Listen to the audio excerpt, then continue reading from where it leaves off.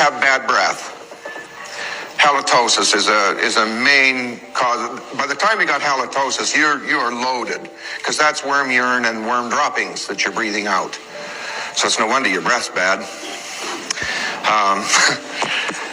The critters, when they pee, that's called ammonia.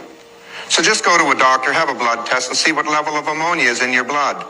If you have ammonia in your blood, that's called worm urine. That's what it is. So we have a test to see if you've got a lot of worms.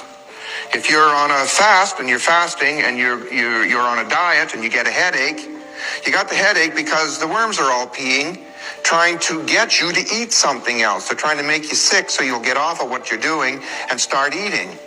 So you take some arginine and orthodine, in a matter of 20 minutes, if the headache's gone, you've neutralized the worm urine and you know that you're loaded. All children that have little tiny pimples on the backs of their arms or little tiny pimples here on the edges of their cheeks have 5 varieties of critters in them. 5 varieties. It's time to deworm and it's time to get them out.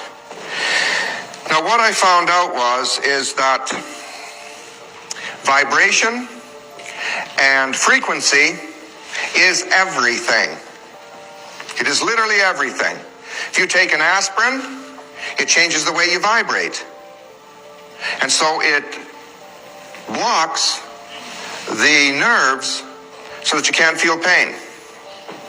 If you take deworming programs, you change your vibration, and you change your vibration so dramatically that the worms and parasites either have to get out of you, this is no longer a good home, or they die in you.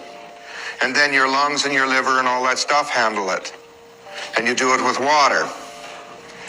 And out of all of this, I handled my cancer, my stomach and esophagus cancer, which is a terminal problem. I am the only, that I know, survivor of stomach and esophagus cancer in this nation. I'm the only one that I know. All right? I did it with frequency. A man by the name of Royal Rife in 1934 had a microscope and invented a particular device. I found one of his original devices. I used it, and it got rid of my cancer, and I haven't had it since.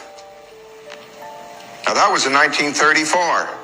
So you can see what they've held from you. So what we did is we looked at Nikola Tesla. We looked at all his equipment. We did all his stuff. And I went out searching out original pieces of his equipment. I own more pieces of original Tesla equipment than any other human that I know. And so using